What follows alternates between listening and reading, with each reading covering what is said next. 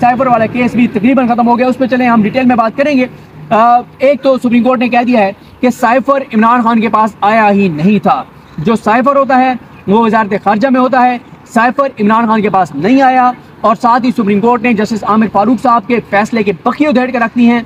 आमिर फारूक साहब ने इमरान खान की जमानत मुस्तरद करते हुए जो आमिर फारूक साहब ने कहा था कि जनाब बिल्कुल ये सज़ाए मौत का केस बनता है, उन्होंने कहा ये तो सुपर हाई कोर्ट ने तो फैसले सुना दिया कि सज़ाए मौत बनती है, तो उसे रस्सी डालना बाकी है, बाकी तो हाई कोर्ट ने फैसला सुना दिया है।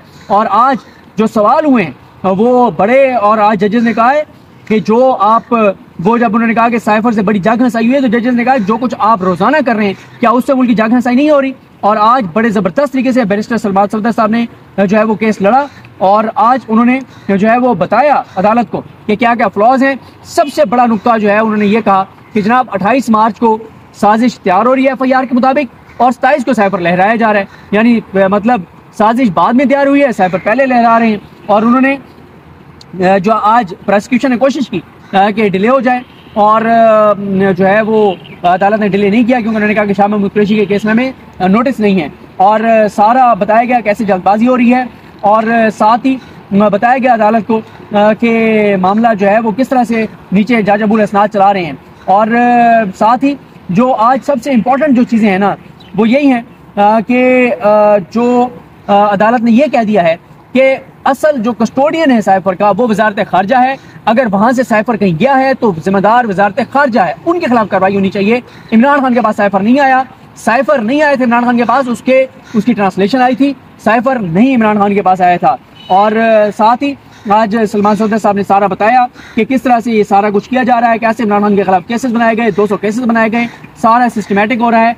और उस पर अतमुल्लाह साहब ने कहा कि FIR में लिखा है कि साइफर को गलत रंग देने की कोशिश की गई। तफ्तीशी को ये बात कैसे पता चली कि साइफर को गलत रंग दे, क्या तफ्तीशी ने साइफर पढ़ा है? तो उसमें उन्होंने कहा जी तफ्तीशी ने तो सोर्स नहीं बताया। सलमान सफदर साहब ने कहा कि कौन सा उनका सोर्स था जिससे उनको पता चला है कि साइफर को इमरान खान ने गलत इस्तेमाल किया, साइफर तो देखा ही किसी ने नहीं है। उसके बाद सलमान सफदर साहब ने कहा कि यानी इनमें से किसी ने नहीं देखा और पेश भी नहीं किया गया साइफर तो पेश ही नहीं किया गया सारे डॉक्यूमेंट्स के अंदर।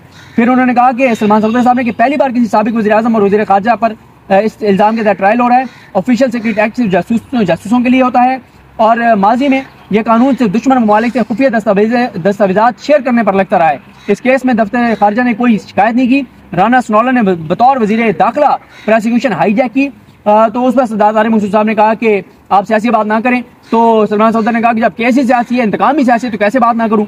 अतमुल्लाह साहब ने कहा कि दफ्तर खारजा सिर्फ साइफर पर वज़ीर-ए-आज़म को ब्रीफिंग दे सकता है, दफ्तर खारजा ने कापी वज़ीर-ए-आज़म के हवाले कैसे कर दी। तो सलमान सफदर साहब ने कहा कि FIR में हक़ाइक़ दुरुस्त नहीं बयान किए गए, दफ्तर खारजा ऐसा कर ही नहीं सकता। उसके बाद मंसूरी शाह साहब ने कहा कि आप कहते हैं कि ऑफिशियल सीक्रेट एक्ट सिर्फ दूसरे मुल्क को हसास दस्तावेजात शेयर करने पर लगता है। तो सलमान सफदर साहब ने कहा कि साइफर डीक्लासीफाई होने से पहले किसी से भी अंदरूनी मुल्क शेयर नहीं हुआ, डीक्लासीफाई होने के बाद सुप्रीम कोर्ट से शेयर किया गया। तो उस पर मंसूरी शाह साहब ने कहा कि ज़ाहिर अभी हम मेन केस नहीं अपील नहीं सुन रहे, तो इसलिए मैरिज को हम इतने गहराई में जाकर नहीं देखेंगे। और फिर सलमान सफदर साहब ने अदालत को बताया कि FIR में आजम खान पर साइफर के मीटिंग मिनट्स और उसके मुंदरजात के खिलाफ जो है वो उसके मुंदरजात के खिलाफ हक़ाइक़ तहरीर करने का इल्ज़ाम है। FIA के मुताबिक तहकीकात के बाद मुकदमा दर्ज किया गया। FIA में किरदार के तयन के बावजूद आजम खान को गिरफ्तार किया गया, नहीं असद उमर को। तो अतमुल्लाह साहब ने कहा कि सवाल यह है कि FIA को कैसे मालूम हुआ कि बनी गाला में मीटिंग हुई थी। ये तो उन्होंने कहा सलमान सफदर साहब ने कि तो FIA ही बता सकता है कि। और फिर उन्होंने कहा कि साइफर वज़ारत खारजा से आया, प्रोसिक्यूशन के मुताबिक उनका सिक्योरिटी सिस्टम जो है वो रिस्क पर डाला गया।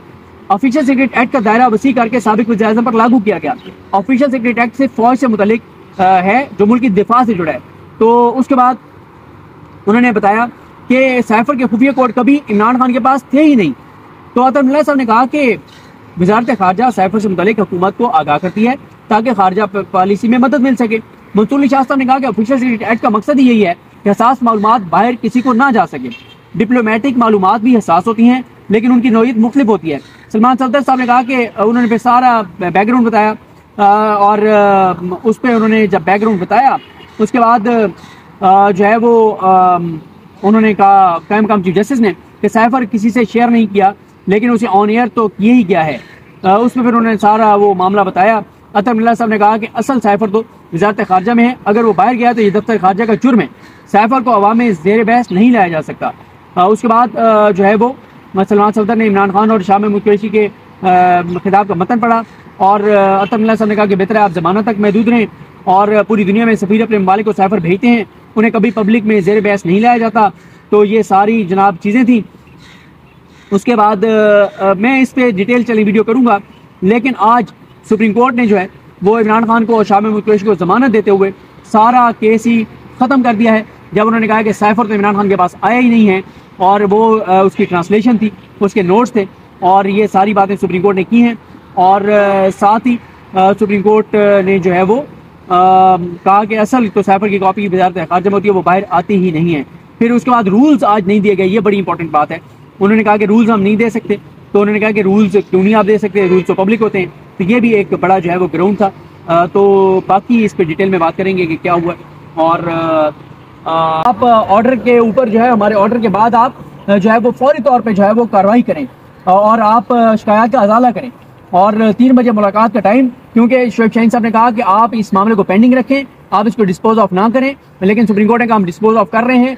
और क्योंकि अतमुल्लाह साहब ने कहा कि हमें उम्मीद है कि आप इलेक्शन कमीशन आपकी शिकायत का अजाला करेगा। शोएब शाहीन साहब ने सवाल उठाए इलेक्शन कमीशन के कंडक्ट पर, उन्होंने कहा कि ये नहीं करेंगे, लेकिन सुप्रीम कोर्ट ने कहा कि हम इनको कह रहे हैं ये करेंगे। उसके बाद सुप्रीम कोर्ट ने कहा है कि जो कायम मकाम चीफ जस्टिस पाकिस्तान जस्टिस सरदार तारिक मसूद साहब हैं, उन्होंने कहा कि तमाम आईजीज को कहें कि तहरीक इंसाफ के उम्मीदवारों को तंग ना किया जाए। तो इस सारे के बाद और जो सबसे इंपॉर्टेंट बात यही था कि अतमुल्लाह साहब ने कहा कि बज़ाहिर लेवल प्लेइंग फील्ड ना मिलने का इल्ज़ाम दुरुस्त है। और ये सारे मामला के ऊपर उन्होंने कहा कि शोएब शाहीन साहब ने कहा कि अभी आप ऑर्डर जारी कर दें, तो उन्होंने कहा हम अभी ऑर्डर जारी करेंगे, अभी आपको देंगे। और अतमुल्लाह साहब ने कहा कि ये बताएं कि ये जो इसका मामला है, जो इसका इंटर पार्टी इलेक्शन का है, इस पे बताएं क्या किसी और पार्टी के साथ भी ये किया है आपने, जो पीटीआई को आपने कहा है, क्या बाकियों ने भी इसी तरह से इंटर पार्टी इलेक्शन आपने इसी स्क्रूटनी इसी तरह किया उनकी? एक जमात को क्यों सिंगल आउट करके आप ये सारी कार्रवाई कर रहे हैं, ये अतमुल्लाह साहब ने कहा। और इस पे अतमुल्लाह साहब ने बहुत सख्त ऑब्जर्वेशन दिए हैं। और साथ ही जो मामला है, अब 3 बजे जो है वो मुलाकात होगी और 3 बजे ये मामला जो है वो सुप्रीम कोर्ट के सामने उसके सामने इलेक्शन कमीशन के पास जाएगा।